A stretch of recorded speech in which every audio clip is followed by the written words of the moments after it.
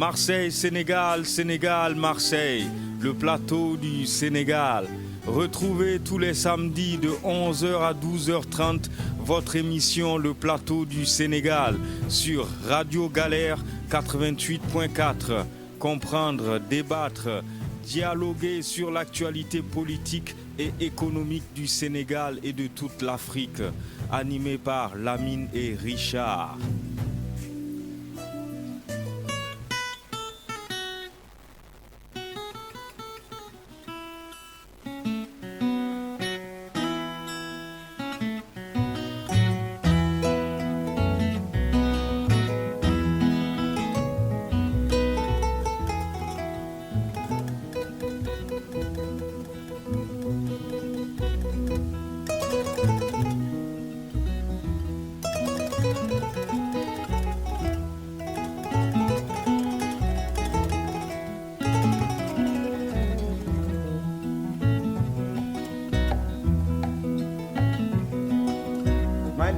Modi hewre yerse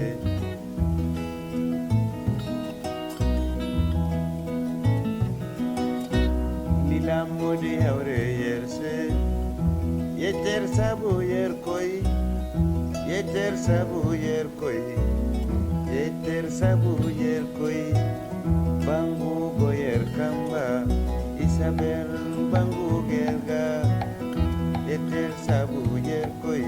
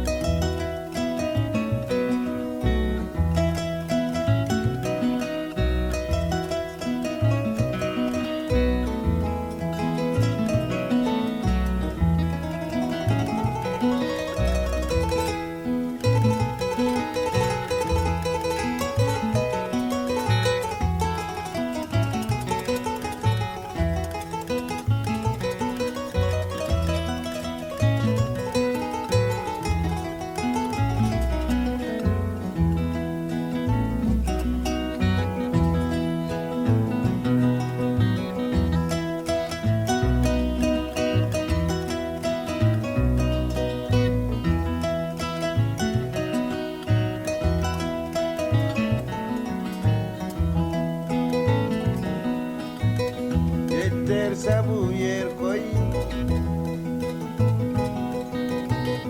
Yeter sabu yer koy Bangu ger kamba Isabel bangu gerga Yeter sabu yer koy Halabori Halabori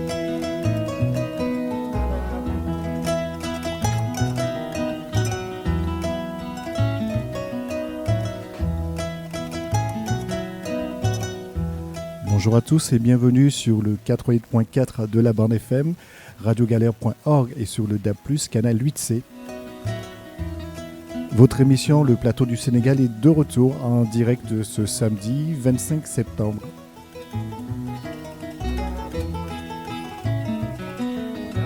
Et bien sûr, comme d'habitude, vous allez revenir avec nous au 04 91 08 28 10 pour échanger, dialoguer et discuter de la politique du Sénégal, bien sûr avec Lamine, dans quelques minutes.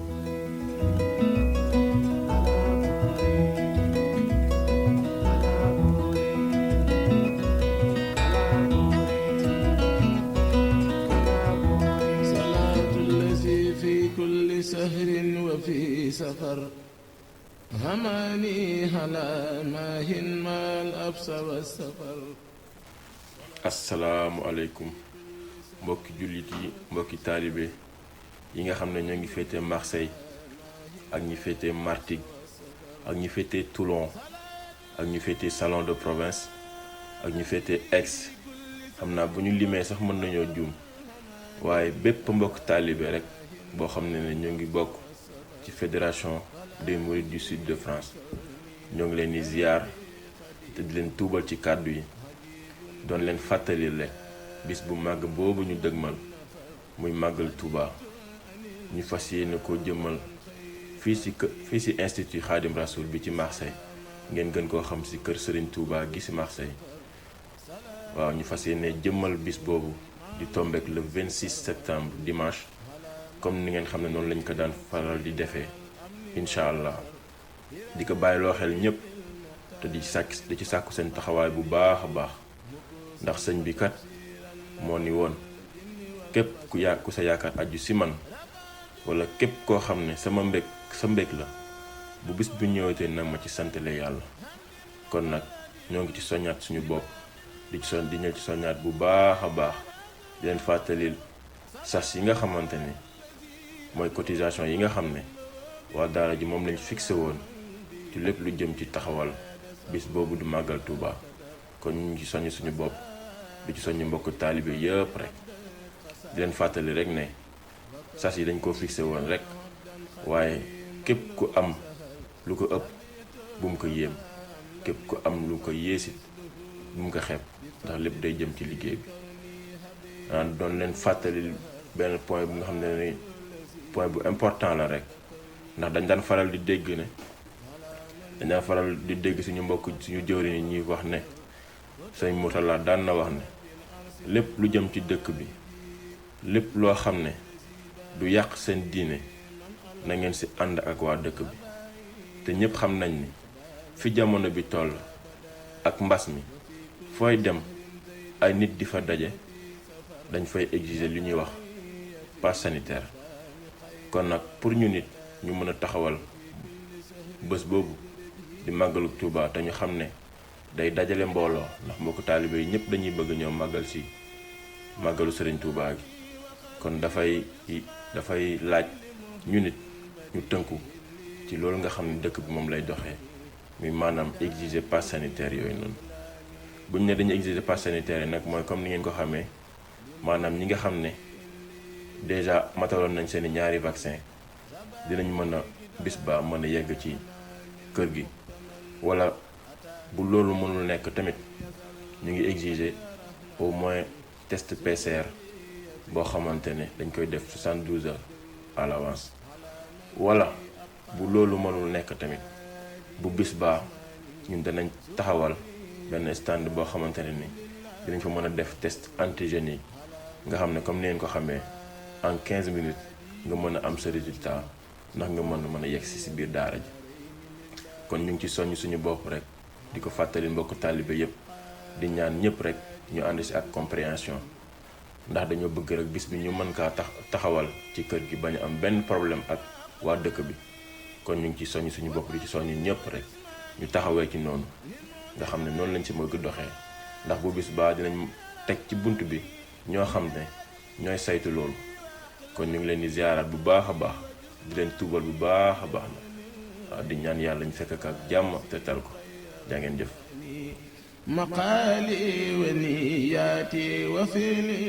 Merci beaucoup, merci Richard. Bonjour à toutes les auditrices, bonjour à tous les auditeurs de Radio Galère. Nous sommes très heureux de vous retrouver. Richard, c'est notre rentrée des classes aujourd'hui, après quelques mois d'absence. Oui, tout à fait. De longues vacances. De longues vacances, oui, mais parce que tout simplement, il fallait qu'on revienne en force, il fallait qu'on revienne avec, en tout cas, des idées bien claires, bien précises. Et d'ailleurs, c'est l'intérêt des vacances. Quand on prend des vacances, l'intérêt, c'est quand on revient, vraiment qu'on puisse repartir sur de nouvelles bases. Et donc, comme vous nous manquez tout le temps, vous les auditeurs de Radio Galère, comme nous sommes là pour la diaspora, nous sommes là pour vous et nous essaierons toujours d'être là avec vous pour discuter, dialoguer, échanger sur ce qui se passe au Sénégal. Et aujourd'hui, bien sûr, vous l'avez compris en démarrant cette émission, vous venez d'entendre d'ailleurs l'audio de Serigne Bamba qui est coordonnateur de la préparation du Magal de Kër Serigne Touba à Marseille. Voilà, moom ngeen doon dégg noonu ci audio bi muy wax. Et donc voilà, ñuy attaquer. Et oui, il faudrait qu'on parle aujourd'hui des sujets, parce qu'on a vu, Richard, le carnet de voyage, on a fait donc samedi dernier un hommage à Alioune Badara Cissé, le médiateur de la République. Et donc maintenant, il va falloir qu'on commence les hostilités. Il faudrait qu'on dise les choses comme on a l'habitude de le dire. Et là, vous le savez, aujourd'hui, ce qui défraie la chronique, c'est tout simplement les trafiquants de drogue. Enfin, il y en a aussi apparemment, mais je parle plutôt des trafiquants de faux billets et faux papiers d'ailleurs, à l'Assemblée nationale du Sénégal. Et oui, des trafiquants, ce sont des députés de la République, les hautes autorités de l'État du Sénégal qui sont de véritables trafiquants de faux billets, qui sont de véritables trafiquants de visas, qui sont de véritables trafiquants de passeports diplomatiques. Et oui, ça se passe au Sénégal, mais pas dans le petit Sénégal, pas au Sénégal d'en bas, mais dans le Sénégal d'en haut, à l'Assemblée nationale, chez les députés. Et bien sûr, cette enquête, les Sénégalais sont tout simplement dubitatifs parce qu'ils savent que cette enquête va éclabousser des gens qui sont encore même au-dessus des députés. Parce que comme je l'ai dit quand même, je le disais ce matin, donc avec une personne justement qui travaille au ministère des Affaires étrangères, j'ai dit mais tous les passeports diplomatiques sont confectionnés au ministère des Affaires étrangères. Mais ils sont où les ministres des Affaires étrangères? Ils sont où les dealers donc, qui sont nos diplomates? Donc vous allez voir que ça va éclabousser et nos pauvres amis du ministère des Affaires étrangères, je dis nos pauvres amis Richard, c'est des gens tout simplement qui appliquent des décisions qui leur viennent d'en haut. D'en haut. D'en haut, c'est où? C'est d'abord la présidence de la République et toutes les autres ramifications. Donc, Dalgaï, Sénégal Bagnon, quoi. Vraiment, on avait décidé depuis quelque temps, Richard, de ne pas parler de ce Sénégal qui fâche. Mais malheureusement, nous sommes devant les faits accomplis. On a un pays où la corruption est gangrénée de la tête aux pieds. On a un pays qui est pratiquement pourri sur plusieurs plans. Heureusement, parce que je suis contre les généralités, heureusement, il y a des Sénégalais qui sont de véritables patriotes. Heureusement, il y a des Sénégalais qui sont incorruptibles. Heureusement, il y a des Sénégalais qui font leur travail. Mais quand ils font leur travail, comme Ousmane Sonko par exemple, il se fait radier de la fonction publique.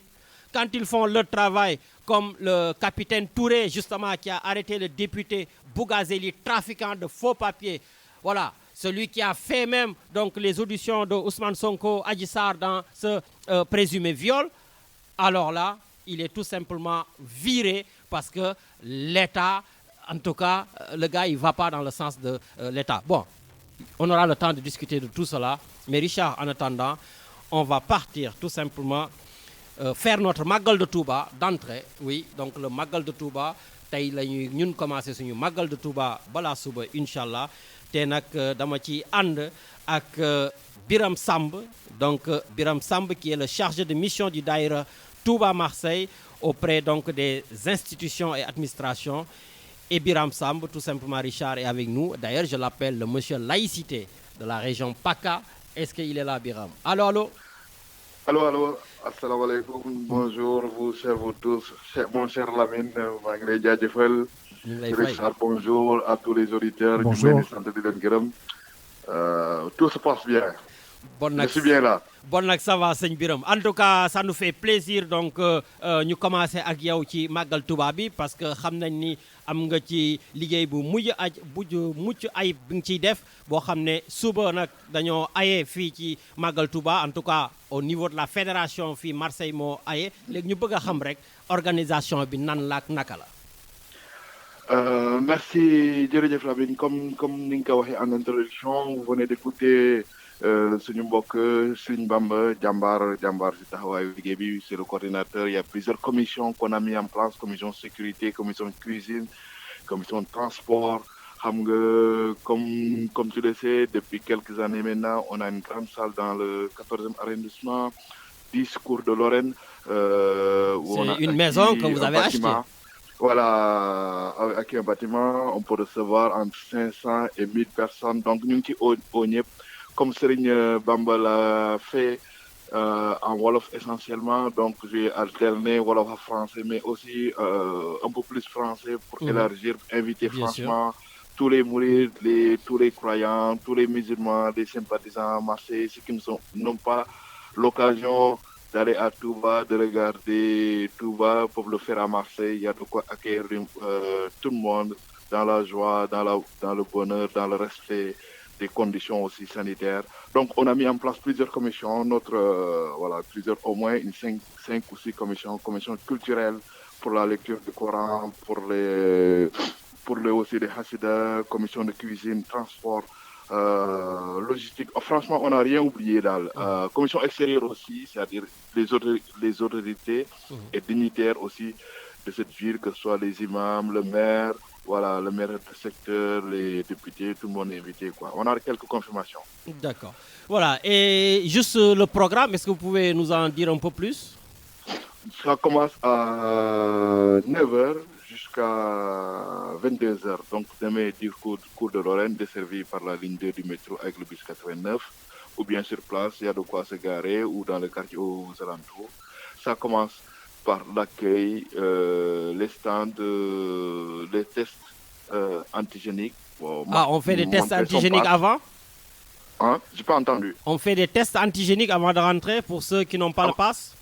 Ouais, on fait les tests avant de rentrer. On montre le papier. Il y a un pharmacien qui est devant l'entrée avec une tente, avec qui sera avec son équipe de 3 ou 4 personnes. Il faudra montrer patte blanche avant de rentrer.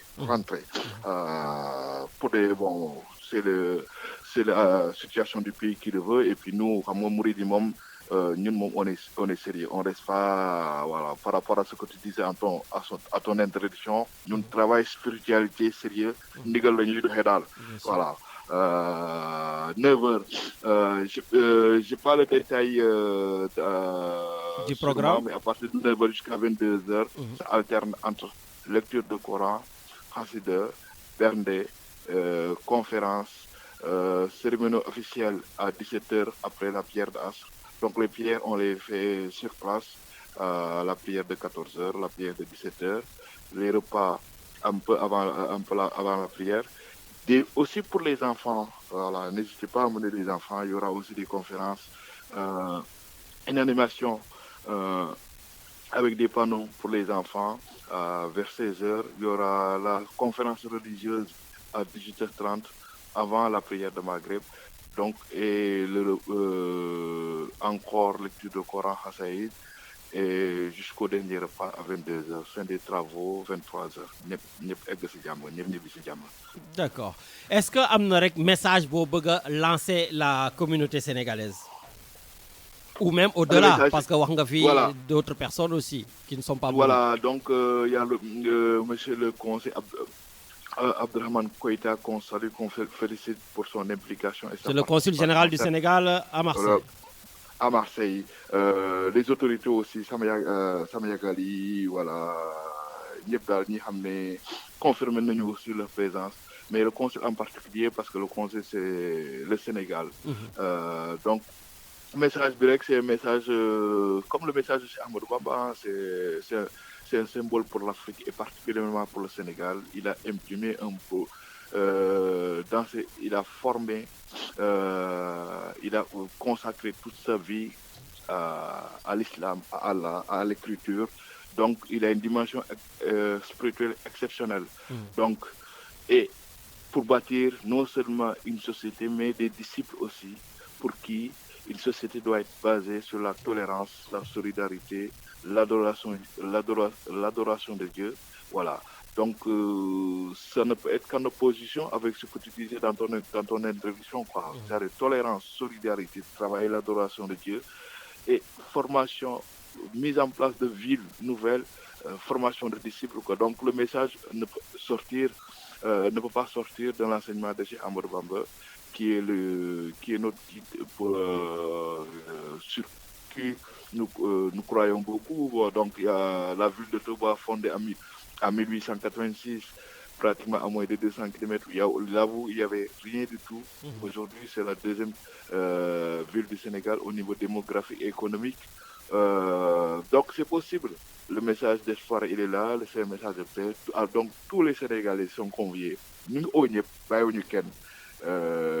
y a de quoi recevoir, il y a de quoi Djamouyal, il y a de quoi aussi Héoulou. Donc, manger, boire, prier, Djangaloukhran, tout est sur place, quoi. Toute la communauté sénégalaise et tous les Africains, tous les croyants, tous les sympathisants sont les bienvenus lors de cette cérémonie de demain, donc à partir de demain. D'accord. En tout cas, bon, demain, Inch'Allah, nous sommes fofu. Et puis, comme on a l'habitude de le dire, toujours la devise des mourides, travaille comme si tu ne devais jamais mourir. et prie comme si tu devais mourir demain. Donc toujours travail et piété. Et travail et piété. Travail et piété, adoration de Dieu, quoi. Travail et piété, adoration de Dieu. Et ndigal aussi, quoi. C'est-à-dire que suivre le guide, suivre ton guide, suivre ton cher, suivre ses recommandations et laisser tout ce qu'il te dit, de laisser tomber, quoi. Donc, on est dans cette dimension-là, mais on tient aussi, au nom de la Fédération Sud des Mourides de France, à te remercier pour ton accueil, pour ton ouverture. C'est le plus. Ça fait. Donc, on attend Radio Galère aussi avec plaisir pour couvrir l'événement et participer aussi à la cérémonie officielle. Inch'Allah, on y sera. La semaine prochaine, ou peut-être plus tard, on pourra revenir sur le Grand Magal de Touba. Donc, vous êtes tous conviés au Grand Magal de Touba à Marseille. En tout cas, Djeredjef Seigneur Biram Samb, donc Biram Samb, je rappelle qu'il est le chargé donc de mission du Daïra Touba Marseille auprès des institutions et administrations. Voilà, tu es aussi notre monsieur laïcité parce que tu as énormément de connaissances sur cette laïcité et comme je dis, tu es incontournable dans cette ville. En tout cas, Djeredjef, merci beaucoup et Richard, demain, Radio Galère sera bien sûr présente au Grand Magal de Touba Marseille. Djeredjef. Merci beaucoup, merci. Oui Richard, donc nous allons continuer un tout petit peu notre Magal Touba avant que je vous fasse tout simplement un petit rappel donc justement sur ce guide religieux Cheikh Ahmadou Bamba. Donc Richard, ñu continuer rek ak suñu Magal, def suñu Magal ak Mouridi ak ñëpp. Je vous rappelle que vous êtes sur le www.radiogalère.org. Si vous êtes sur la radio numérique terrestre, le DAB+, canal 8C, mais aussi vous êtes sur la bande FM, le 88.4. Oui, Richard, donc ñu dem ziar, dolli ziar, voilà, eggali suñu Magal ba ci kanam. Baana li kulli man lahu maqulu أن وسيلتي هو الرسول بان لكل من له ولاية كوني لخالق البرايا آية الحمد لله الذي صرفني بلطفه عن بدء لسنني أشكره جل على الكتاب وسنة البيداء والصواب أشكره على فروض وسنن ثم على خير الحمى من المنن أستغفر الله الذي يجري الخدى بإذنه مما جنيت ومدى أبايع اليوم رسول المصطفى بخدمة وأسأل الله الوفاء أعاهد الله على عكس الكتاب بخدمة للمصطفى باب الصواب ولا ستحتوي الأقل مسايا ما لم تدم شبرا على الرسايا ولا ستحتوي الأقل مسايا ما لم تدم صبرا على الرسايا صبرا جميلا لا تكن كسولا إن الكسول لا يسود الجيلا وناي كل ما نال جليل وصغ بما جاء به الرسول ولا تساهب خير من يرشدك وناي كل ساحب يخلقك إذ رب خمري قد خدا نبيلا بصحبة صالح لا تميلا ورب سالي خدا سليلا.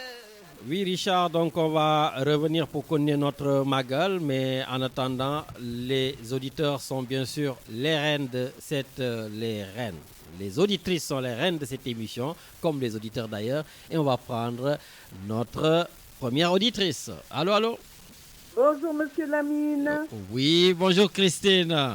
Tu vas bien? Eh bien ça va, ça fait plaisir. Et puis juste avant que tu commences, je voudrais dire à nos auditeurs qu'il y a deux personnes qui sont très très célèbres au Sénégal. C'était les absents les plus présents. On me demandait tout le temps, il est où Richard? Il est où Christine? Ah ouais, tout le monde me dit et Richard et Christine. Alors là, tout le Sénégal vous demande. Hein. En tout cas, moi, je les embrasse bien fort, que ce soit Richard ou que ce soit les Sénégalais. Je leur fais tous une grosse bise. Ah ben, en tout cas, ça va, ils vous écoutent. D'accord. Et bien, comme j'avais bien aimé ton carnet de voyage quand tu étais au Sénégal, ça m'a donné l'idée d'écrire un petit mot. Allez, il n'y a pas de souci, vas-y. On peut visiter Saint-Louis, les villages de pêcheurs, le tour de ville en calèche, le sillonnage du fleuve Sénégal jusqu'au barrage de Diama, la réserve de Djuling et ses roseaux avec de nombreuses espèces d'oiseaux, le parc national des oiseaux de Djoudi, Gourmel, la plantation de mangue, le village Wolof de Dagana, la forêt de Goumel, les villages Peul et les huttes oblongues, le royaume tout couleur, des villages anciens du XIIIe siècle. Et merci beaucoup de ne pas avoir oublié Gorée, témoignage de 300 ans de commerce des esclaves sur la côte sénégambienne.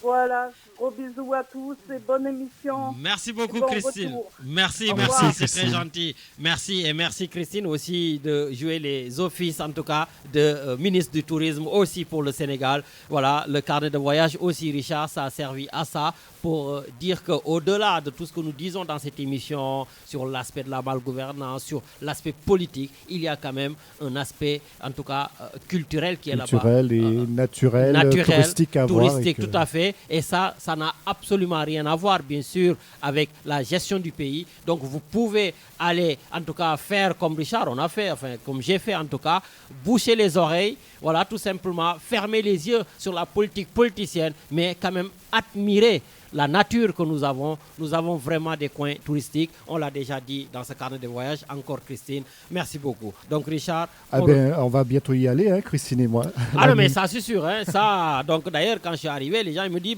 pourquoi tu n'es pas venu avec Richard? Donc, on va rajouter Christine. Voilà, et il va falloir que, Inch'Allah, que nous soyons tous au Sénégal pour que je vous fasse découvrir notre très, très beau pays. Merci, Lamine. Voilà, donc, Richard, on va connaître le magal un peu. Allez, on y va.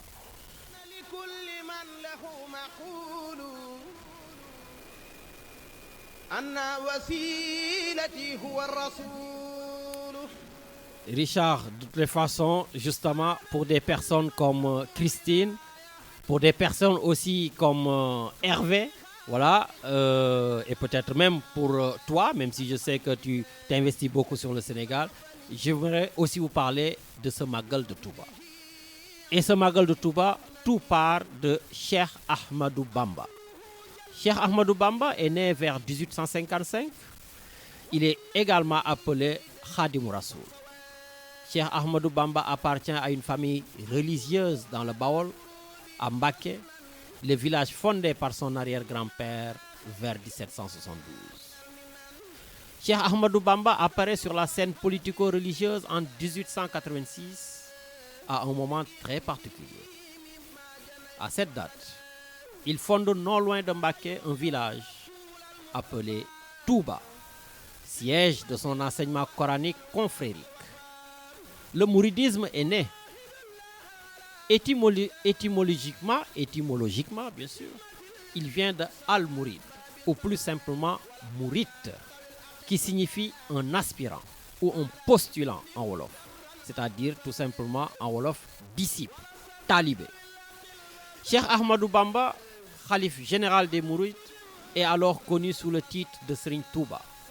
Et le mouridisme qu'il prône est basé sur les valeurs de foi, de travail et discipline, comme bien sûr Biram Samb vient de nous le dire. Cheikh Ahmadou Bamba, en 1886, est lié à des chefs traditionnels, au premier rang desquels Lat Dior Diop Ngoné Latyr. Richard Lat Dior Diop Ngoné Latyr, c'était un grand adversaire politique et militaire de la colonisation française depuis près d'un quart de siècle. Or, Lat Dior Diop Ngoné Latyr a été vaincu par les Français. Il décède en octobre 1886. Et plusieurs membres éminents parmi sa famille, ses dignitaires et ses partisans rallient la confrérie de Cheikh Ahmadou Bamba entre 1886 et 1895. Le trait d'union anticolonial d'origine est ainsi tracé. entre Lat Dior Diop et Cheikh Ahmadou Bamba. Et il constitue l'une des sources de l'ancrage populaire et national mouride au Sénégal. Richard, quel a été le lien, en tout cas, entre Cheikh Ahmadou Bamba et l'administration coloniale? Aujourd'hui, tout le monde parle de Magal de Touba. Mais ceci a une genèse. Et je vous en parle un tout petit peu. Dès la fin des années 1880, l'influence croissante de Cheikh Ahmadou Bamba inquiète l'administration coloniale française et attise les jalousies de certains chefs traditionnels du Bawol qui craignent que leurs autorités ne se trouvent remises en cause. En 1888, un premier rapport est adressé par l'administrateur colonial Leclerc à la direction des affaires politiques du Sénégal sur les agissements présumés du chef mouride Cheikh Ahmadou Bamba. La surveillance se resserre autour de Cheikh Ahmadou Bamba. Après une première politique d'apaisement menée par le gouverneur Clément Thomas à la fin des années 1880, l'administration coloniale procède au début des années 90 à une politique de neutralisation de Serigne Touba, celui Richard qu'on appelle Cheikh Ahmadou Bamba. Comme dirait mon frère, problème yaa ngi tàmbali nag. En effet, le Baol est un sujet d'inquiétude pour une administration coloniale qui peine à s'y imposer militairement et politiquement. Touba, qui a été fondé par Cheikh Ahmadou Bamba, ne cesse de croître et de voir affluer des talibés. Richard, ce sont ses disciples, les talibés. De plus, des relations se nouent entre Cheikh Ahmadou Bamba et Sayer Sati, ancien élève du père d'Ahmadou Bamba et adversaire déclaré des Français installés au Bas-Ferlo. Le Bas-Ferlo, Richard, se trouvait à mi-chemin entre le fleuve Sénégal et le fleuve Gambie. L'administration coloniale française redoute que le mouridisme ne serve de trait d'union à la lutte anticoloniale, que n'en naisse une alliance politique. Et les problèmes continuent, Richard. À la faveur de plaintes de marabouts et chefs traditionnels jaloux du succès mouride. Comme quoi, Richard, les Sénégalais eux-mêmes ont toujours été des traîtres. Il y en a beaucoup parmi eux. Aujourd'hui, on parle de traîtres politiques. Mais dans le passé aussi, il y a eu des traîtres religieux. Donc, à la faveur de plaintes de marabouts et chefs traditionnels jaloux du succès mouride et prétextant des troubles à l'ordre public, l'administration coloniale française ordonne la dispersion des talibés de Touba et des cheikhs intronisés par Ahmadou Bamba. Après plusieurs mesures restrictives prises contre Cheikh Ahmadou Bamba, il est arrêté le 10 août 1895 à 14h. Le 5 septembre, il est présenté devant le Conseil privé de l'Afrique occidentale française qui prononce sa déportation pour le Gabon, véritable prison tropicale où il reste 7 ans. D'ailleurs, la tradition mouride décline le chiffre sacré, précisant qu'il est resté 7 ans, 7 mois et 7 jours. Loin de neutraliser Cheikh Ahmadou Bamba, cet exil renforce sa sainteté. La captivité gabonaise se transforme aux yeux de ses fidèles en épreuve mystique qui lui confère une aura supplémentaire. Son retour triomphal en 1902 en témoigne. Le mouridisme durant ces 7 années n'a cessé de se propager à travers le Sénégal depuis le Baol. Face à cette situation, le pouvoir colonial l'exile à nouveau dès 1903, mais doit trouver un compromis moins sévère que le Gabon. Cheikh Ahmadou Bamba est envoyé à nouveau en Mauritanie, à Guetelma, auprès de Cheikh Sidia, considéré comme un de ses pères spirituels. Il y reste de 1903 à 1907. À cette date, l'administration coloniale autorise son retour au Sénégal, mais pas dans son fief. Il est installé à Thiéyène Djolof, dans la région de Louga.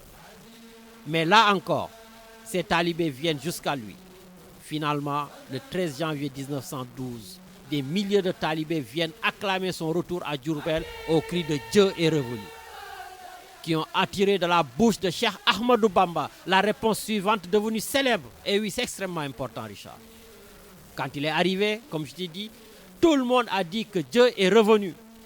Et Cheikh Ahmadou Bamba, très en colère, leur répondit: je ne suis qu'un humble serviteur de Dieu et du prophète, et maudits soient ceux qui ne me prendront pas pour tel. Le pouvoir colonial convaincus que Cheikh Ahmadou Bamba Mbacké représente une potentielle menace politique, était obnubilé par le maintien de l'ordre colonial jusqu'à sa mort le 19 juillet 1927 à Diourbel. Il a été inhumé dans sa maison à Touba, rattaché à la grande mosquée où son tombeau est aujourd'hui un lieu de pèlerinage. Voilà Richard, ce que je voulais vous dire, en tout cas de manière très succincte, sur ce que Cheikh Ahmadou Bamba représente pour le Sénégal, ce qu'il représente pour les Mourides et les rapports qu'il a eu avec l'administration coloniale. Voilà, et j'en profite pour en tout cas remercier Serigne Alla Sey. Voilà, donc Serigne Alla Sey ak Naar Ndaw, quand je faisais mes recherches, xaw ma woon fu Thiéyène nekk, donc gars yi vraiment maa ngi leen di ziar bu baax a baax a baax. Et puis Richard, je ne peux pas faire cette émission sans penser à une personne qu'on invitait tout le temps, Mamadou Ndiaye et moi, dans Diaspora deuxième mi-temps, il y a quelques années, et cette personne aujourd'hui est disparue. Cette personne a disparu. Il s'appelle de notre officier, donc de la marine marchande. C'était le seul Sénégalais officier de la marine ici. Il s'appelait Sar Ngagne.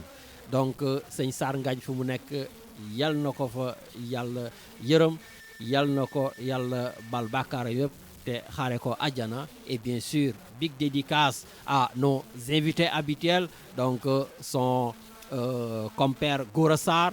Je pense aussi à Serigne Khadim Mbaye nga xam ne moom it balaa mu doon jógee si dëkk bi fii nekk Strasbourg, yow itam ñu ngi lay jaajëfal bu baax. Voilà, donc daal gars yi bu ko kenn fàtte, suba incha allah yéen ñëpp ñu ngi leen di xaar fële ci kër Serigne Touba, mais aussi à Touba et aussi dans toutes les contrées bi nga xam ne am na kër Serigne Touba, parce que le Magal, il est tout simplement extraordinaire. Richard, c'est l'une des plus grandes rencontres, en tout cas religieuses, musulmanes du monde, après la Mecque, donc cette ville sainte de Touba qui a été créée par Cheikh Ahmadou Bamba. Oui Richard, on a un auditeur en ligne, allez on y va. Oui, allô? Allô, Lamine. Oui, allô, kokan la? Lamine, wala Bira. Ah, sëñ Bira Thioune. Comment va Lamine? Ça va, alhamdoulilah, namoon nañ la. Ben, ñun ñoo leen raw parce que dañu namoon ligue. On avait la nostalgie, hein, on avait la nostalgie. En tout cas, ça fait plaisir de vous retrouver. Quand j'ai dit à Richard, laisse-moi juste une minute taquiner notre historien. Je ne savais pas qu'il était un grand historien. On essaie de faire des recherches pour voilà. Expliquer certaines choses. Ça, c'est un historien de référence maintenant. Hein? Et de notre côté, la mine, alhamdulillah. Et comme on dit toujours, Dieu est Touba. Parce que ce que tu viens de dire, ça montre la persévérance, la grandeur de la personne qui aujourd'hui nous a montré et nous a démontré ce que c'est l'union, ce que c'est la croyance, ce que c'est le rigueur.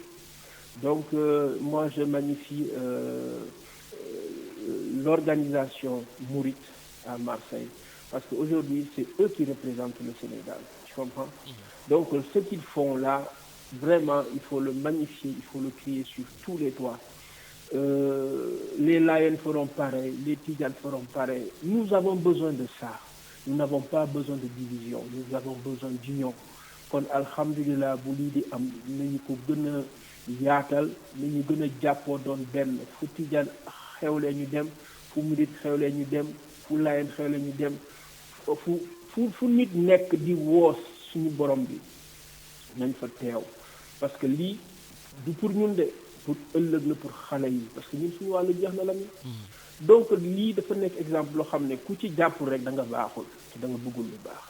Kon nag vraiment je magnifie ça, comme tu as dit à cet appel.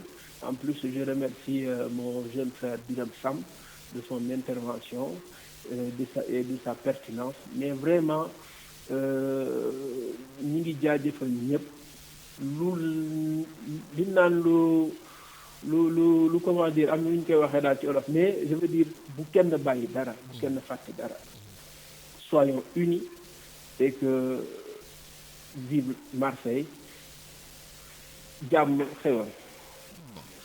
Merci. En tout cas, jërëjëf, merci grand pour donc ces paroles unificatrices. Voilà, yàlla dégg sa appel. Voilà, donc daal ñu ngi leen di ñaaxaat. Voilà, di leen wax ni effectivement comme ni mu ko waxee mbooloo mooy doole. Bon nag Richard ñu continuer suñu màggal Touba incha allah ba ci kanam ñu doog a attaquer un peu les problèmes politiques du Sénégal.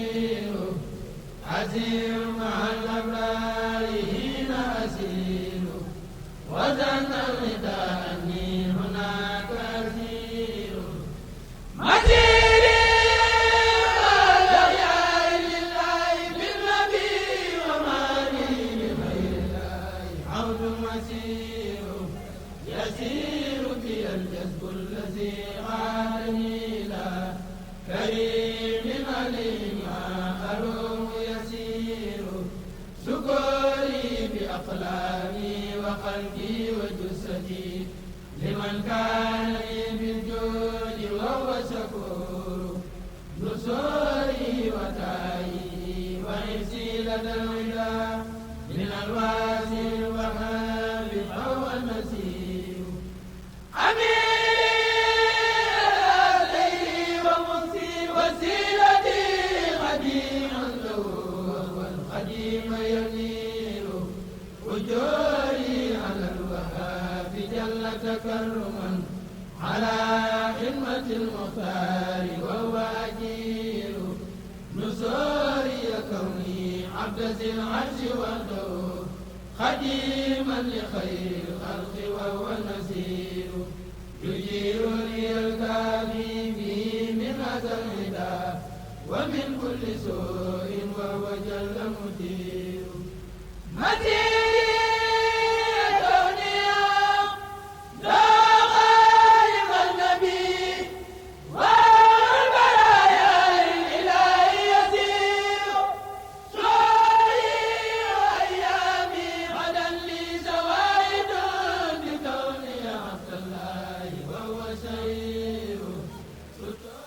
Oui Richard, donc nous allons repartir à l'antenne avant de revenir sur notre magal de Touba. Allô, allô. Salaamu aleykum. Waaleykum salaam. Alaaji Lamine. Waaw kooku sëñ El Hadj Moussa. waaw Alaaji Moussa maa ngi lay nuyu di la ziar. ñu ngi lay dolli ziar gëj nañ la dégg. yow namm nañ la. maa ngi lay tooñ na Lamine mii ku ko moytuwul ma ngay lekk rek maa ngi ko sama rek nag lekk yi ñuy wan boo defal attention boo ñëwee si dañ la wutal combat. Ben écoute, j'ai repris les entraînements parce qu'effectivement j'ai pris énormément de kilos. Non, man ko boy bi man ko tu as pensé à tes tablettes là. On a besoin de l'habitude avec des tablettes, le braille. Mais alhamdulillah, lépp jàmm la et puis comme li ñuy waxee tey dugg nga ci histoire bu rëy xam nga Serigne Touba continent bu nekk rek dafa am référence am boo ñëwee Inde ñoo la Indira Gandhi nga ñëw Chine ñu la Mao Tse-tung nga ñëw Afrique du Sud ñoo la Mandela Serigne Touba dafa dikk loo xam ne dafa dépasser le cadre du Sénégal mënoon nekk un référent en Afrique parce que li muy symboliser mooy le travail et la discipline. Loolu moo manqué en Afrique. Aujourd'hui, la jeunesse africaine est oisive. La jeunesse africaine ne travaille plus. La jeunesse africaine, la discipline disparaît. On a l'impression que nous avons une jeunesse sans foi ni loi. Kooku, le remède est là, c'est le mouridisme à travers Cheikh Ahmadou Bamba. Mais on ne peut pas parler de Cheikh Ahmadou Bamba, mënuñu wax ci Cheikh Ahmadou Bamba di fàtte le rapport de Cheikh Ahmadou Bamba avec le pouvoir surtout local.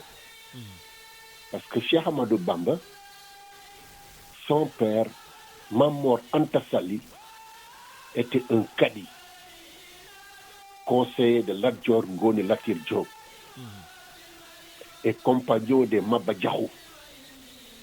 Donc waajuru góor bu Serigne Touba ci jàngkat yi gënoon mag ci Sénégal la bokkoon, ci académie yi la bokkoon doon jàngale, nekk conseiller juridique cadi de Lat Dior Ngoné Diop. Bi Lat Dior wàññeekoo, il a proposé à Cheikh Ahmadou Bamba de prendre la succession de son père. Cheikh Ahmadou Bamba daal di lank, daal di koy wax de man de mënoon ngaa ñëw ma jox la lu gën lii, mooy tuubal ko, dóol ko ci lislaam mu génn ci voie bi mu nekk. Lat Dior xamal ne ko sama kàddu moo ma jiitu, je ne peux plus retourner en arrière jusqu'à sa mort. Kooku mooy Mamor Anta Sali, le père de Cheikh Ahmadou de Cheikh Ahmadou Bamba. Porokhane, boo déggee ñuy wax Porokhane, Porokhane se trouve dans le fief de Sine Saloum, au fin fond vers la Gambie. Tu vois, foofu Sëñ Touba, le père de Sëñ Touba a régné là-bas. Mame Diarra Bousso mi nga xam ne moo meññ Serigne Touba, Mame Diarra Bousso, aujourd'hui Porokhane est à l'image de Mame Diarra Bousso. Donc Mamor Anta Sali était venu rejoindre Maba Diakhou. Maba Diakhou, il avait rassemblé tous les dignitaires religieux du Sénégal dans la contrée de Porokhane et les environs, Nioro et consorts, pour combattre le colon. Et le père de Cheikh Ahmadou Bamba a vécu là-bas plusieurs années. Beaucoup de ses enfants sont décédés là-bas à Porokhane. C'est là-bas où Mame Diarra Bousso a tenu sàkket gi ñu doon wax mu jox ko mu téye ko. Sëñ Touba Mamor Anta Sali fàtte ko Porokhane. Mame Diarra Bousso fanaan ba le lendemain parce que Mamor Anta Sali a oublié de la libérer. Elle est restée toute la nuit sous la pluie parce qu'elle n'a pas reçu l'ordre de son mari. C'est cette dame-là, Mame Diarra Bousso, moo meññ Cheikh Ahmadou Bamba Serigne Touba. Donc ñaari yooyu dafa du lu am importance ci yoonu murit. Et puis tamit xam ne c'est à Mbacké Kajoor. Mbacké Kajoor daanaka fa la ko révélation bi dëgg daa dugg. mais justement tey jii suñu gisee ni Cheikh Ahmadou Bamba mi ngi génn àdduna en 1927. gis ni quand même y avait aussi ñoom Lat Dior Diop, ñoom Maba Diakhou Ba, ñu ñëpp wax nga leen ñoom ñëpp ñu génn àdduna presque mën nañu wax ni dañ leen fàtte. te tey jii Cheikh Ahmadou Bamba depuis 1927 nekkatu fi te affluence bi gën a rëy, yoonu murid di gën a rëy, lan moo waral loolu. parce que moom xeexul woon. Serigne Touba, Cheikh Ahmadou Bamba xamoon na ne xeex ak tubaab bi, les armes aux mains étaient suicidaires. C'était inégal. Les colons avaient des armes que nos rois n'avaient pas. Et lui, il s'est dit que, contrairement à ce que les colons ont toujours pensé, parce qu'il y avait un attroupement autour de lui, ils ont toujours pensé qu'il était en train d'appeler à une révolte. Mais Cheikh Ahmadou Bamba n'a jamais été adepte de la violence. Il était non-violent. Donc, il n'a jamais pris les armes contre les colons. Et toutes les autres personnes dont il m'a cité, ces rois et tout ça, ont tous été des guerriers, ont tous pris les armes contre les colons et finalement, ils ont été éliminés par les colons à travers les armes. Tel n'était pas le cas de Cheikh Ahmadou Bamba, qui était un pacifique, qui était un énigme. Le colon ne savait pas quoi en faire, parce que l'homme était pacifique. L'homme disait à ses talibés, moi je suis venu au monde, je ne change rien à l'islam. Tout est là, mais je suis venu pour préparer des hommes. Moi dama ñëw pour defar ay nit, defar ay jikko, gëm loola liggéey, gëm loola jaamu yàlla, ba pare nga gëm sa bopp. Serigne Touba daf daan wax ne sa karawu gàtt gii bu mu tax nga yaakaar ne yow tu es inférieur aux autres. wuti leen di xam-xam jàngal leen xam-xam lépp looy def ci àdduna, tout ce que tu entreprends dans la vie sans la connaissance, c'est peine perdue. Qu'il a toujours été un décomplexé vis-à-vis de l'homme blanc.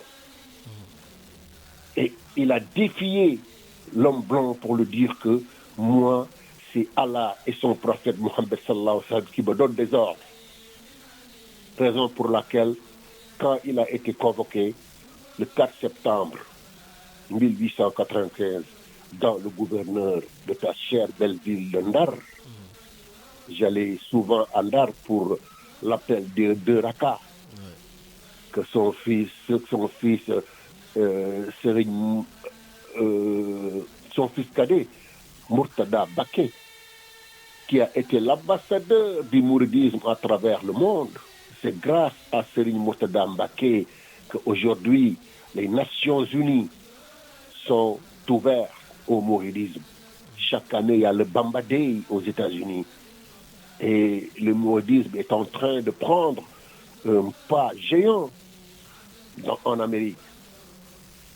Je connais l'Amérique, j'ai vécu en Amérique, j'ai vécu les premiers jours du mouridisme aux États-Unis. La première marche qui avait été faite à Harlem, à New York, j'étais là.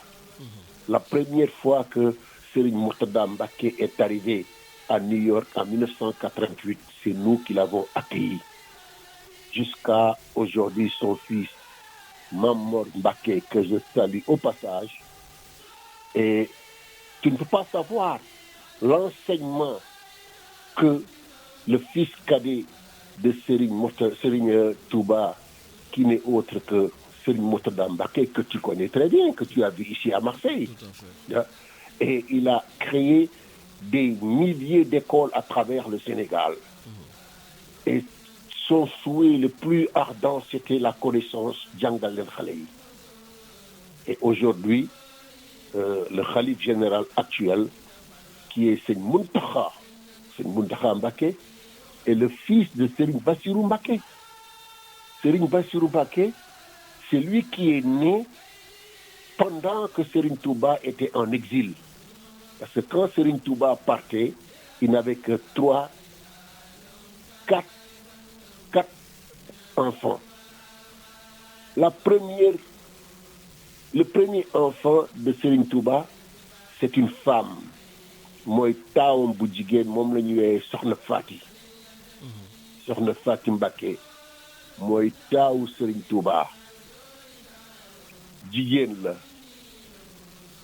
Mamadou Moustapha, le premier xalif, mooy doom bu góor bi nga xam ne mooy taawam bu góor. Moom ak Sëñ Falilou Mbacké juróom-ñeenti weer moo nekk seen différence. Ils sont pas de même mère, mais ils ont 9 mois de différence. Sëñ Falilou Mbacké est le second. Et Serigne Bara Mbacké bi nga xam ne mooy maamu ñoom Aji Mbacké bi newoon fii Marseille. Sëñ Khadim Awa Ba moo jur Aji Mbacké. Sëñ Khadim Awa Ba moom mooy caatu Sëñ Bara Mbacké. Donc Sëñ Bara Mbacké Mbacké Kajoor la feeñee. C'est là-bas où tout est parti. C'est là-bas où Serigne Touba a reçu le message qu'il lui faut aller à l'exil. Contrairement à ce que les gens ont pensé, si Serigne Touba ne voulait pas partir, ñoom Mame Cheikh Ibra Fall, tous les talibés étaient prêts à se battre avec le colon. Mais il savait qu'il allait partir et qu'il allait revenir vainqueur. Loolu moo tax mu ne woon nag sama bis bii comment koo xam ne yaa ngi def exil, tu vas affronter des difficultés, nga ordonné ñu màggalal la ko pour faire la fête. Le Magal de Touba, c'est pas l'arrivée de Seigne Touba, c'est le départ de l'exil de Seigne Touba qu'il symbolise. Ci la ndewoon ku am ginaar ku am béy ku am xar ba ci gëlëm nga màggalal ma ko et fu waay nekk ci dunia nga màggalal ma ko. Donc le Magal était fait un rassemblement partout où tu étais, les gens faisaient le Magal.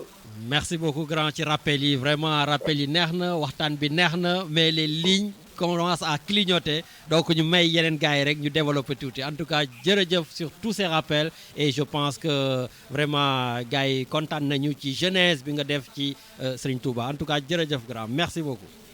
sama mot de la fin rek di sant Serigne Fallilou Mbacké mi nga xam ne moom moo indi màggal bi en 1948 à Touba tout ce rassemblement que tu vois. C'est Serigne Fallilou Mbacké qui a eu l'idée et la stratégie de dire venez tous à Touba me rejoindre, mais c'était par rapport à la finition de la mosquée. Donc après la guerre, tu vois, il a initié ça et créé ce mouvement de berndel, de tuer les moutons, de tuer, et c'est ça qui permettait de continuer les travaux de la grande mosquée de Touba qui était le seul souhait de Cheikh Ahmadou Bamba. Merci beaucoup. Il disait que man suba jumaa ji moo ma itteel et la mosquée a été inaugurée le 23 juin 1963 sous le magistère du président Senghor qui était ami avec Serigne Fallilou Mbacké qui le disait Senghor seng ci kaw xool leen ko bu ko kenn piis parce que Senghor avait tenu sa promesse de terminer la mosquée. Merci pour la conclusion. C'était un deal entre Senghor et Serigne Fallilou Mbacké. Kon à vous tous. Merci. Bon Magal, ceux de Marseille et ceux de la diaspora et au Sénégal, que Allah veille sur tous les pèlerins qui puissent rentrer sains et saufs chez eux, que Allah nous épargne. Merci de El la Hadj Moussa. COVID-19. Merci beaucoup. Jërëjëf. Merci El Hadj Moussa, merci pour tous ces rappels. Donc c'est un véritable acteur en tout cas du mouridisme aussi dans la région. Donc il fallait que ñu bàyyi ko aussi mu jàngal ñu ci yu bëri. Richard, on part à l'antenne, on a des gens qui sont à l'attente. Bon, voilà, il a dû s'impatienter. Donc du coup, on part au Canada. Voilà, donc je pense que ni màggal gi wax nañ ci liñ ci war a mën a wax yëpp. Donc on va passer à la deuxième partie de l'émission pour parler justement de ces difficultés de gouvernance au Sénégal et puis aussi pourquoi pas de sport avec notre chroniqueur depuis les États-Unis. Non, il n'est plus aux États-Unis, il est au Canada. Matar Ly, est-ce qu'il est en ligne? Allô, allô? Lamine. Oui, Matar, comment va? Lamine le revenant. Eh ben gis nga de voilà de temps en temps baax na rek ñu jël tuuti vacances dellu si. saa yi liñ la soxlaa nga dem vacances. waaye déet waaye tamit sama vacances yi ci la. saa yi la soxlaa nga dem vacances nee naa la bi affaire yi takkaar naa see waa APR yónni nañ la nga dem am corona. yow sonal nga ak waa APR bàyyil waa APR. Lamine, tu es le corrompu numéro 1 de l'APR. Ouais, on parle de corruption au pays, Yotamit? Non, avec tout ce qui s'est passé dans le pays là, tu étais absent, voilà. Bon, allez, je ne m'absente plus. Tu es toujours absent comme d'habitude. Je ne m'absente plus. Allez. Bon. Ok, c'est bon. Mais tout d'abord, je vais te remercier, Lamine, parce que tu as pris le temps d'aller voir ma mère Yok Medoune Diène. Je vous remercie de tout mon cœur, d'abord. Voilà. La Radio Galère est devenue une radio de famille, c'est normal. Ah, vraiment, c'est sympa, quoi, franchement. Mais à part ça, Lamine, le pays va mal. Le Sénégal va très, très, très mal. La corruption, Bougazeli. Eh ouais, Sénégal la neex. Sénégal la dàq si àdduna. Et c'est un pays à l'envers, au fait. On marche sur la tête.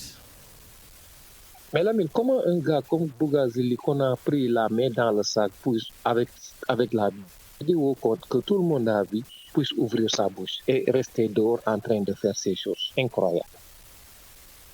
Et puis en plus, d'ailleurs, on va essayer de le mettre. En plus, c'est un grand menteur. Et en plus, il se permet en tant que musulman, je n'ai rien fait.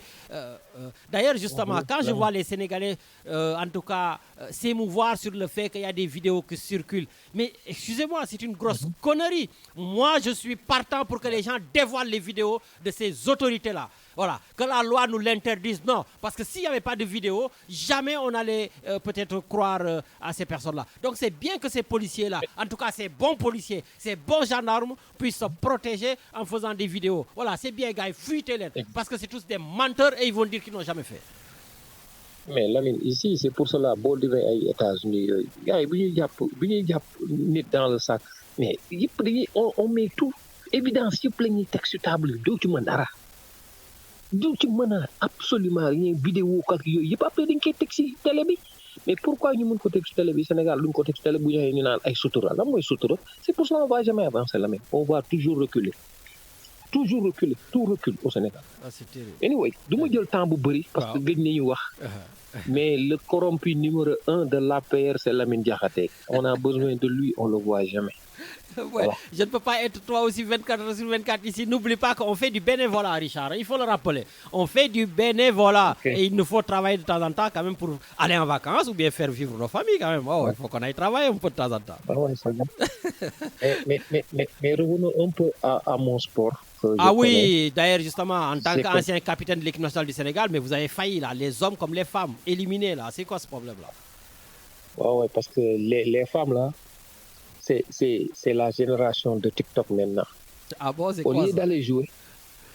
Au lieu d'aller jouer, elles font des danses alors que tu n'as absolument rien gagné. Hier, j'ai parlé avec un des coachs, j'ai dit, mais attends, est-ce qu'aujourd'hui les filles, elles ont fait les TikTok de danse là?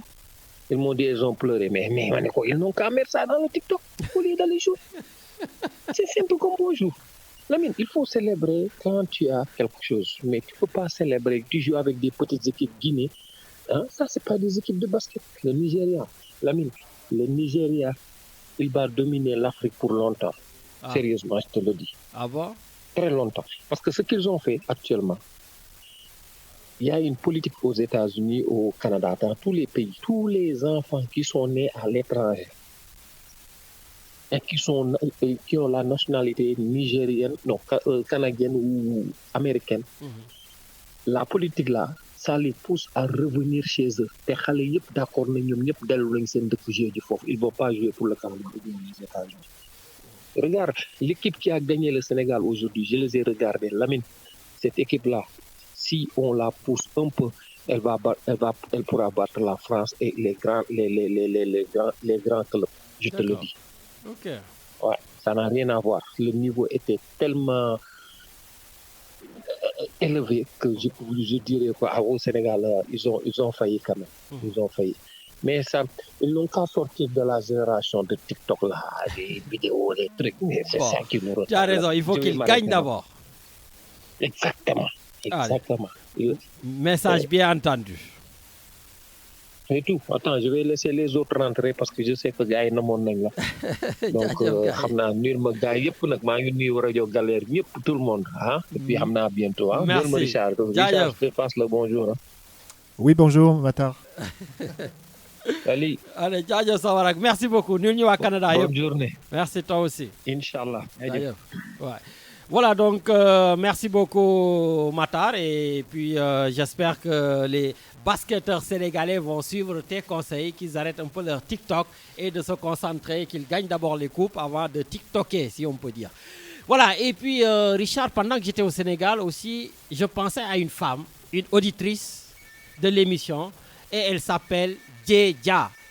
Djedja, ta fameuse phrase qui divise tous les auditeurs de Radio Galère, que le problème des Sénégalais, c'est les Sénégalais.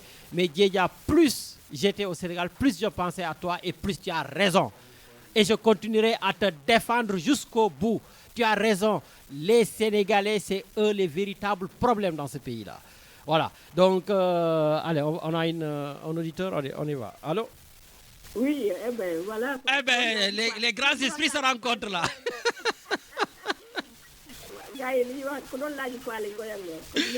Ah oui, non, Djedja, non, mais vraiment, tout le temps, je pensais à toi, mais tu as vraiment raison et je dirais que je vais te défendre jusqu'au bout parce que ce pays-là est gangréné, mais de la corruption, de la tête aux pieds. Les Sénégalais, enfin, dans le milieu, la normalité, c'est rien ne marche à l'endroit. Non, mais merci. Comme on dit, mieux vaut tard que jamais.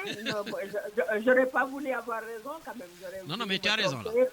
Parce que c'est grave quoi, la mine, ce qui se passe chez nous là. C'est tellement grave que doo xam sax ban bor nga koy jàppee quoi. Mais Djedja, je vais des fois, quand même, je vais voir des fonctionnaires, la fonction publique. Je veux par exemple un tel papier, ñu ne ma demal tel endroit.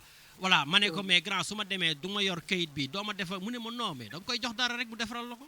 Dans la fonction publique. Ouais, tu te rends compte. Mais c'est hallucinant quoi. Et à chaque fois je pensais à toi. ay 6 ak 9 la ñu rek ku ne foo féete daal jour boobu ngay défendre donc mais c'est pour bon on est xaw ma nan laa la koy qualifier daal mais c'est grave la mine. lu dëkk yi pour ñu génn ci dina métti. Ah non mais la normalité c'est le trafic, c'est la corruption. Quand je fais mes distances Dakar-Saint-Louis par exemple, je le dis, hein, le policier il faut le payer 1000 francs, gendarme 2000 francs. Voilà, donc sur la route, et si tu ne le fais pas, tu n'arriveras jamais à ta destination. Et donc à un moment donné, tu as envie de partir, tu as les 2000, tu le sors, tu as l'argent, tu le donnes. Et donc le problème c'est nous tous quoi.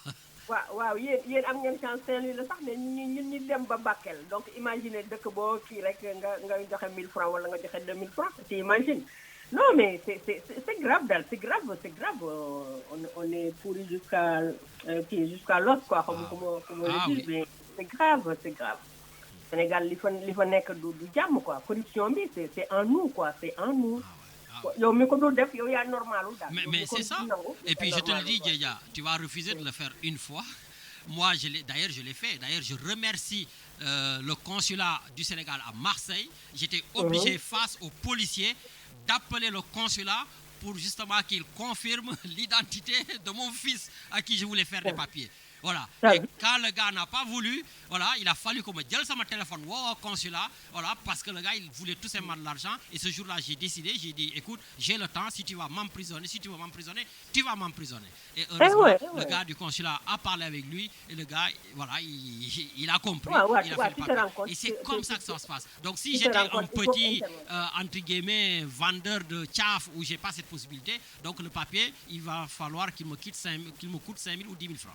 Ah ouais, mais Sénégal loolu la Sénégal boo xamul nit amoo xaalis mais sa dara du sotti hein. Ça c'est la réalité, je veux dire que les gens ne travaillent pas, ils travaillent en fonction de ce que tu leur donnes. Ah oui, tout à fait.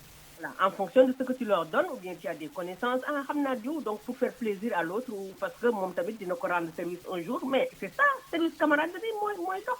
C'est triste. Mooy dox la mine. Moo tax su ma ne le problème des Sénégalais c'est des Sénégalais ñoom Médoune ak ñoom ñëpp dégg naa nit ñi temps yi la ñu ngi may kii yooyu rek donc mais nañu xoolaat suñu bopp rek. Tu as raison. Nañu xoolaat suñu bopp daal. Et puis on l'accepte, c'est dans la normalité des choses, on l'accepte quoi. mais da ngay ànd ak nit ñu def la ko nga bañ mu kooku keneen ci nga àndal moo naan yow bu ñu tardeel fi waaye defal li mu la wax donc ça veut dire que tout le monde est complice quoi en fait, tout le monde est complice. Oui mais Djedja après à un moment donné aussi on n'a pas le choix parce que comme je dis su fekkee man war naa jëli sama avion ce soir j'ai mon avion à 21h voilà le papier donc à 10h quand même quand tu fais un extrait on peut te le donner tout de suite mais le gars il va te dire celui qui doit signer n'est pas là. Donc tu comprends que pour que la signature puisse se faire il faut tout de suite sortir l'argent. Si tu sors pas l'argent, il n'y aura pas de signature, tu vas partir. Et tu as 100 000 francs dans ta poche quand même. Donc, 2 000, on est tardé là à un moment donné. Tu ne vas pas rater ton billet d'avion. Et tu donnes les 2 000. Oui, mais l'autre là, après, ça devient une normalité. Après, l'autre moins normalité. Ça devient tellement une normalité, les gens, on ne se rend même pas compte que l'Union de corruption là. Donc, man la dig waxuma leneen de man dig laa dem déposer plainte boo xam ne de 2016 la woon je pense man ma dellu foofu en 2018 ou 2019 ñu ne ma ki ma déposer plainte ci recevoir woon plainte bi dañ ko affecté naa dem topp kooku pour mu wax ma fan la plainte bi nekk. Est-ce que tu te rends compte de ça? Mais j'étais sidérée quoi. Ma ne mais c'est pas possible yéen kii moom mooy liggéey je sais pas quoi parce que plainte kii booy déposer plainte kay ci service nga koy déposer donc bu kenn kooku bu ñu ko affecté kili koro sax na mu si encore bu keneen ñëwee mooy continuer mais je t'assure c'est incroyable daal alors que dig image bi ñu ci am pour ñun dig waaw à part politiquement daal ñuy topp les gens là donc c'est tout quoi opposants et des trucs comme ça mais ils travaillent pas et puis le gars se plaignait parce qu'il devait chercher le dossier mu naan ma si tey yow sonal nga ñu ce dossier bi ñuy wër yow des trucs comme ça. Il faut l'accélérer le dossier. Voilà, et puis je les ai trouvés ils sont là en train de boire leur thé du tout dig laa la wax dig wax ma feneen de dig laa j'espère que duñu ma ñëw la division des investigations criminelles. Voilà donc ñooñu déjà bu dee ñooñu ñoo mel noonu donc tu imagines que le Sénégal lam daal nan la mel donc voilà quoi je veux dire que bon. Eh bien écoute, c'est une belle transition pour entrer à l'Assemblée nationale. Waaw bon j'espère bon Assemblée nationale moom non mais trafic de passeport diplomatique à l'Assemblée nationale. mais nee naa la si nu mu tudd encore c'est que xaw ma des fois c'est dans l'ignorance on fait même des choses yoo xam ne c'est dans l'ignorance parce que bon de toute façon ñu nekk ci assemblée ci peuple bi lañ jógee donc peuple bi bu dee noonu la mel je veux dire que boo nekkee président ak assemblée moo ci am li pratique yooyu ngay def et puis c'est grave daal c'est tellement grave ñu ngi topp ñoom kilifa ak ñoom kii certes dañ leen war a topp parce que ils ont fauté quand ils fautent on te doit poursuivre mais les pires c'est les députés les pires c'est les députés. C'est les deux. Moi, Lamine, mon père, quand il était député, 300 000 mon compte salaire à l'époque. Donc, les députés, ils ont 1 million et des voitures et des trucs de guerre. Mais, en même temps, plus ils en ont, plus ils en veulent. Il faut ñoom ñooy def trafic naka ngay représenter un peuple ngay dem ci peuple boobu mu lay fayaat xaalis pour nga defal ko yenn bi xam nga je veux dire que amuñu déontologie daal man xaw ma daal nan laay qualifier affaire tellement que kii léegi gis nga léegi même internet bi damay sonn daal ma ne vraiment c'est pas la peine daal Sénégal moom chaque matin boo yeewoo tu es découragé quoi. Ah non mais je te comprends moi quand j'étais au Sénégal j'avais un papier donc tous les jours j'ai dit pour l'émission je vais parler de ça pour l'émission j'ai parlé de ça au bout de 2 jours j'avais plus de feuilles j'ai tout déchiré j'ai jeté. Non mais ñun kii nu ma ci d'accord moo tax kii ñuy def théâtre yeeg ak série mais ils vont plus s'arrêter parce qu'il y a tellement de sujets. Ah ouais. et jarul sax ñu xool fu sori seen entourage rek ñu gis thème. seen entourage tout kii am na benn tubaab mu ne du Sénégal tout le temps on joue quoi on est en train de jouer du matin au soir mu ne scène la daal c'est vrai que da ngay gis yoo xam ne mais c'est incroyable daal c'est incroyable ce qui se passe chez nous ku ne du naan boo waxee ñu ne waa yow yaa baaxul daal kii wax moo baaxul daal mais ñeneen ñi ils sont normaux quoi donc voilà. Non mais moom kay xaw ma daal bon j'espère que Assemblée nationale ils vont lever leur immunité parlementaire. Parce que bon et puis du ñoom ñaar rek. Mais bien sûr j'ai dit que ça va éclabousser jusqu'à la présidence de la République et puis au ministère des Affaires étrangères c'est eux qui font les choses. wax dëgg y a Pape Diop bokk gis nee na il faut qu'il remonte depuis 2000 pour gis ne nit ñi li ñu doon def gars yi dañuy ñëw marié 6 mois. benn kii pour wutal ko passeport divorcé waat indiwaat certificat de divorce di ko mais à l'Assemblée nationale mais moo tax daal man franchement je sais pas ñoom bon on ne sait pas daal finalement kenn du ko dénoncer amul kenn c'est député yi nekk foofu yëpp opposition ak pouvoir bi ñëpp parce que ils sont au courant de tout mais kenn du dénoncer kenn du ku wax rek c'est parce que sa intérêt moo nekk. Mais jusqu'à quand dans ce pays-là jusqu'à quand? Non mais ça je t'assure que ça va pas finir qu'est-ce que tu crois affaire bi bu ñu ko toppee nu mu tudd encore je crois que Sénégal yëpp la ñuy tëj moo tax ma ne kii Sénégal bu ñu naree jàpp ñëpp kii prison yi ñooy ëpp jàkk yi ak jumaa yi ça c'est vrai quoi parce que c'est partout amul benn domaine fooy jël rek affaire yi jaar yoon amul xanaa kay ku feeñ la rek moo feeñ la mais ñëpp on est tous dans ces malversations dans ces corruptions dans ces di def ay yu bon nag ba pare boole ci leneen loo xam ne nag ay sëriñ teeg ay affaires yëpp loolu rek mooy suñu métier daal c'est grave daal mais c'est grave daal de façon comme je dis xoolal ay sëriñ yi taxaw ci télé bi naan nu mu tudd encore man kii boo defee lu bon pour nga dem prison man am na lu ma lay jox te doo dem prison donc c'est ça ces gens là ils n'encouragent pas les gens à voler est-ce qu'ils n'encouragent pas les gens à faire du mal non je veux dire que loolu kii télé yi boo ko laal boo non mais c'est terrible daal je te dis Lamine des fois dama naan mais damay joomi daal vraiment mu ngi noonu moom tey bon courage daal à tous les Sénégalais am na ñu ci baax du ñëpp daal. moo tax bu ñuy wax il faut pas que nit ñi di ko jëlal qu'ils le prennent pour eux-mêmes daal. quand ils disent tous les Sénégalais le problème des Sénégalais c'est les Sénégalais certes am na ñu baax. mais tellement que ñu bon ñi ñoo couvrir ñu ñëpp daal que on met tout le monde dans le même panier. ça c'est sûr ça c'est sûr. voilà donc xam nga mënoo wax ne Sénégalais bi wala Sénégalais bi dañu naan Sénégalais rek donc nit ñi nañu comprendre loolu daal c'est pas par pour dénigrer man sénégalaise là donc des fois j'ai honte parce que bon je veux dire que booy wax ak beneen pays dañu naan les Sénégalais bon bien sûr di nga ci génne sa bopp donc tu es là-dedans effectivement c'est ça en tout cas merci beaucoup Djedja et puis comme je dis malheureusement ta phrase restera d'actualité voilà.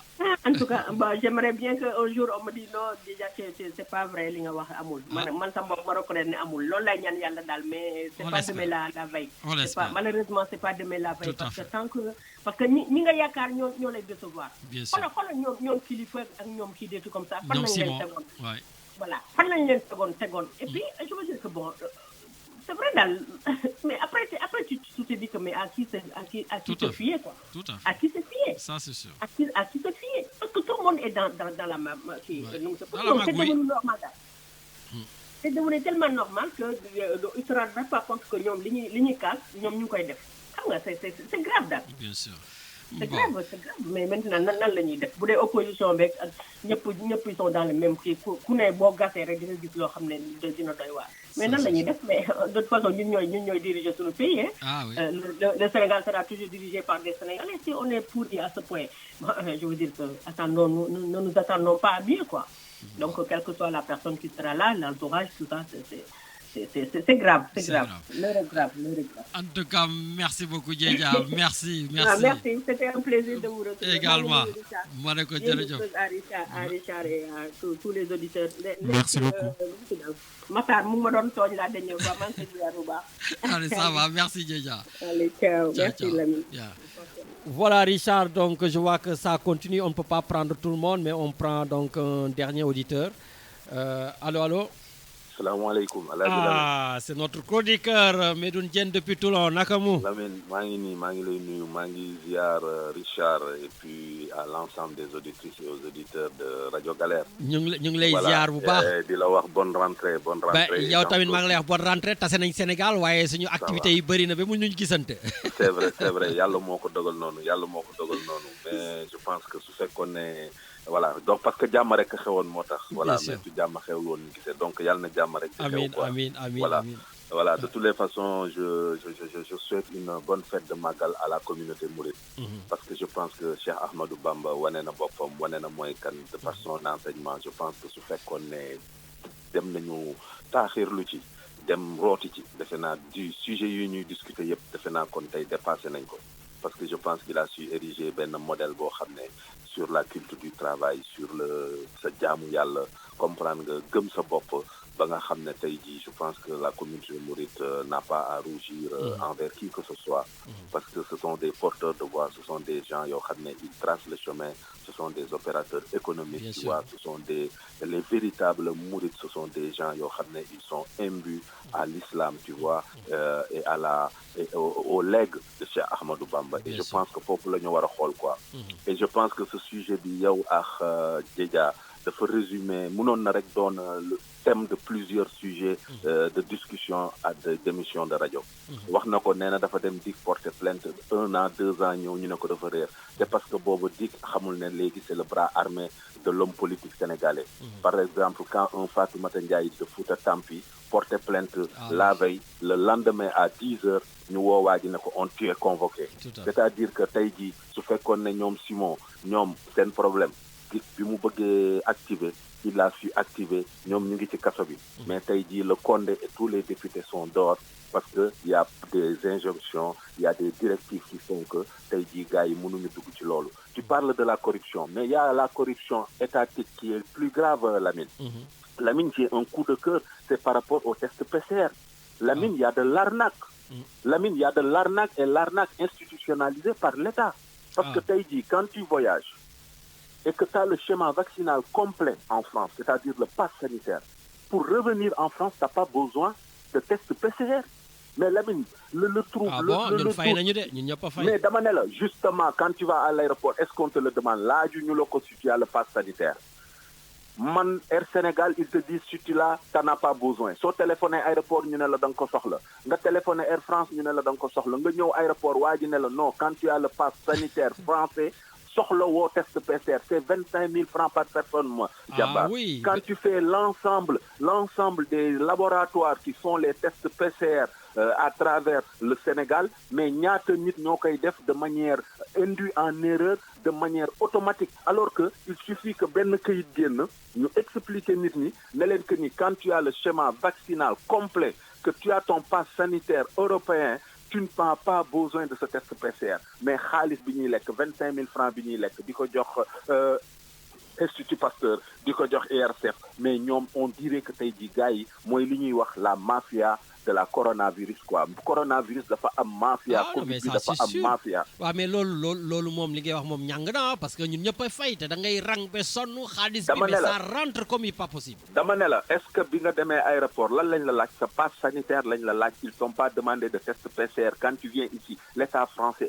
dafa leer li ma lay wax que daf c'est comme l'eau de roche jàmbaar waaw mais mooy li ñuy wax ci corruption bi rek parce que soo ma waxee lii voilà pour être honnête tu me l'as dit à la veille pour venir voilà nga ne ma sama rak bu ko def dugg na fi génn fi ma xalaat ni su ma demee aéroport tase ceeg ci ko xam ne bëgg na lekk ci xaalis ak man ñu may tamti pamte am naa xaalis bi alhamdulilah ma fay sama 25 000 dem ñu def ko donc mais voilà on a tellement peur ki ko amul nag jàmbaar ki ko am justement man je suis en phase avec toi man mii di wax ak yow étant convaincu sama grand jugee na Sénégal ma ni ko grand mu naa ma ni ko ne fais pas le test grand bi jël Air Sénégal wàcc ñibbisi am na ku jël France man mii dama ko mujjee def parce que dans le doute je me suis dit mais c'est ça am naa posture boo xam ne bugguma dem aéroport ñu di ma tardeel ci dara ma fay am histoire parce que su ma fa demee dinaa fa def loo xam ne malheureusement outrage à agent léegi dafa gaaw parce que le vendredi j'ai failli être déféré parce que tu passes devant le ministère de l'Intérieur on te dit que tu passes pas j'ai demandé aux policiers au nom de quelle loi pourquoi je ne peux pas circuler sur ce petit périmètre alors que man fii laa jóge me rendre un point A à un point B aujourd'hui je suis obligé de passer par le point X Y Z pour arriver à mon point de départ ma ne ko mais ñii di jàll nag mu ne ma kooku du sa problème heureusement j'étais avec un ami au téléphone qui est diplomate justement qui m'a dit Medoune mag nga kilifa nga borom kër nga dañ la fiy tardeel da nga war a tukki dimanche demal nga wëriwaat mais c'est un autre policier qui m'a appelé pour me dire bien viens jaaral ci cordon ministère de l'Intérieur bi mooy seen buntu bi noonu nga continuer yoon bi parce que maa ngi jugee justement Institut Pasteur jaar buntu intérieur pour dem Amadou Assane Ndoye angle Jean Jaurès bi ci ASECNA bi mais il a fallu faire le tour par Lamine Gueye donc tu vois loolu moo xew Sénégal tey y a des zones de non-droit c'est-à-dire que si tu t'appelles Lamine tu t'appelles Medoune am na loo xam ne fa lañ lay tënk mais si tu t'appelles monsieur Sall si tu t'appelles monsieur Diomé si tu t'appelles mais tu as toutes les vannes qui sont ouvertes moo tax tey jii y a 2 poids 2 mesures un gars comme Bougazali mën a toog naan damay nekk maire ak du ma nekk maire ak Alioune Sall laay jàppale ak ay 2 kilos de terre laay takk ak ay dama mystique ak mystigul son mystique il s'appelle monsieur le président de la République Macky Sall parce que moom moo ko élargir suñ ko élargir woon heure bii dina tëdd ci kaso bi jàmbaar suñ ko élargir woon heure bii dina tëdd ci kaso bi ñoom Simon ñoom Kilifeu ñu ngi ci kaso bi mais jàmbaar il va falloir à un moment qu'on soit sérieux et puis quand j'entends un homme politique de la trempe de Pape Diop dire que oui, le problème il est plus profond, il faut monter à 2000 parce que des députés tous les 6 mois ils se mariaient. Mais lan la defoon ban action la defoon pour enrayer ko loolu ça veut dire que l'éternel problème il était président de l'Assemblée nationale. Mais il était président de l'Assemblée nationale donc ça veut dire qu'il était au courant de la pratique parce qu'il disait que les députés se mariaient tous les 6 mois et divorçaient et se remariaient. Donc ça veut dire que ce trafic là suñ ko yéegee dina yegg fu sori par contre amalgame bi nga xam ne man li ma ci metti mooy comment se fait-il jàmbaar qu'un député parce qu'il puisse se marier 14 fois, avoir 7 enfants, et que l'enfant et la maman ont 2 ans de différence d'âge. C'est là où je vois la légèreté de la chose, Djambar. Ouais, ça veut dire que nous... Pendant que tu parles, je pense quand même, comme je dis, au ministère des Affaires étrangères. Ministère des Affaires étrangères, ñoom ñooy defar affaire yi li ma ko yàgg di wax que ça soit tous les diplomates là gars yi xam nañ ñu ne xanaa amul contrôle danoon voilà xam nañ nag lu bëri ci biir ministère bi mais comme mon père me disait Lamine sooy def sa émission tu as le droit de tout savoir mais t'as pas le droit de tout dire parce que mais Lamine ce qui est plus grave xam nga mooy lan comment se fait-il qu'on établisse un passeport diplomatique à un Sénégalais alors qu'il n'a pas la carte d'identité sénégalaise, alors qu'il n'a pas le passeport ordinaire? Non, c'est une question que je te pose. Oui, mais ça, on peut le faire, par exemple, pour raison d'État. Macky Sall, il peut donner à Richard, qui est entier, un passeport diplomatique. Mais parce tu l'as dit, pour raison d'État. Oui. Mais quand ça révèle, du quotidien, maintenant, quand on arrive à faire 14 passes de femmes, non, ça quand s'appelle on arrive un à deal. Faire 7, mais am na lu ci am. Ça donc s'appelle xam nga un problème deal. bi mooy lan nañ ñu ko leeralal. C'est-à-dire que Jambar, la diplomatie sénégalaise, non seulement depuis Abdoulaye Wade qui a commencé à vaciller, c'est là qu'on a vu des nominations politiques. Gis nga li ci xew taxaw ci mbedd yi di saw comprendre nga alkaati yi di la yanu di dóor sa jabar ñu di la yóbbu fii mais Jambar, c'est-à-dire que Sénégal suñu bëggee dem rek suñu élite politique bi tiré ñu par le bas nañu doo leen dem fii ngeen di taxaw alors que le peuple est en avance par rapport justement à cette élite politique.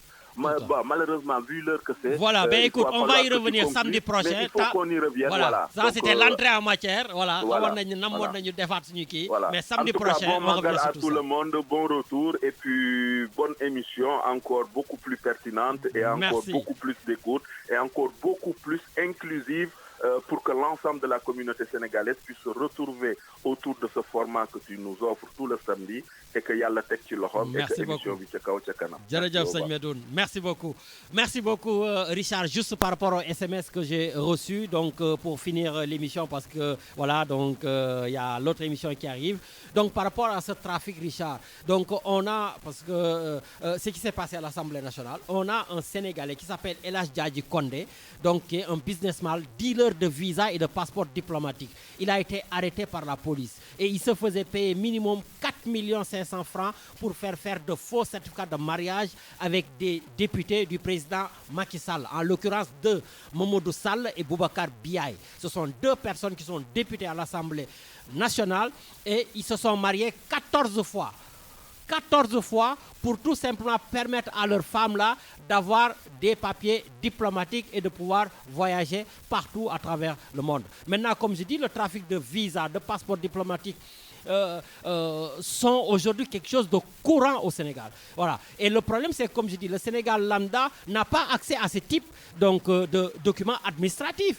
Voilà. Et d'ailleurs, les passeports diplomatiques sont délivrés, comme je dis, par le service du protocole du ministère des Affaires étrangères et gratuitement à des gens riches, à des gens du pouvoir, à des gens qui ont la possibilité de se le payer, pendant que le Sénégalais, pour avoir un passeport ordinaire, des fois c'est compliqué, il paye 20 000 francs CFA.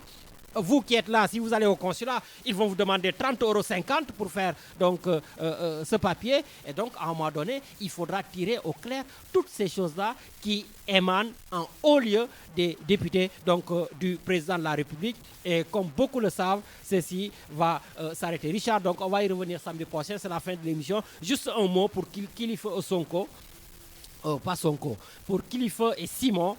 Donc ce sont deux jeunes de Y'en a marre, Richard, qui sont arrêtés aussi pour ces genres de trafic. Et Simon, on le connaît très bien ici à l'antenne, donc je lui ai souvent donné la parole ici à l'antenne. Voilà, c'est un ami, donc je le soutiens. C'est un ami de la famille, je le soutiens, même si je lui dis droit dans les yeux, ce que tu as fait, ce n'est pas normal, tu n'as pas à le faire. Mais c'était un deal personnel, contrairement à ces députés qui utilisent le sceau de l'État du Sénégal, l'Assemblée nationale, pour pouvoir faire des forfaitures. Bokazeli, toi, on reviendra sur toi la semaine prochaine. Voilà, Richard, bonne émission et à samedi prochain. Merci beaucoup, Lamine. Et puis, on fait un petit coucou à Étienne, qui en ce moment n'est pas là. Il est un peu fatigué. Donc, on lui souhaite un bon rétablissement. Bon rétablissement à Étienne. Et puis, je profite avant son retour donc de dépasser, non? Non, on ne peut pas? Non, je pense pas. Les messieurs ne seront pas ils contents. Sont là. Donc, allez, juste un petit coucou à Étienne.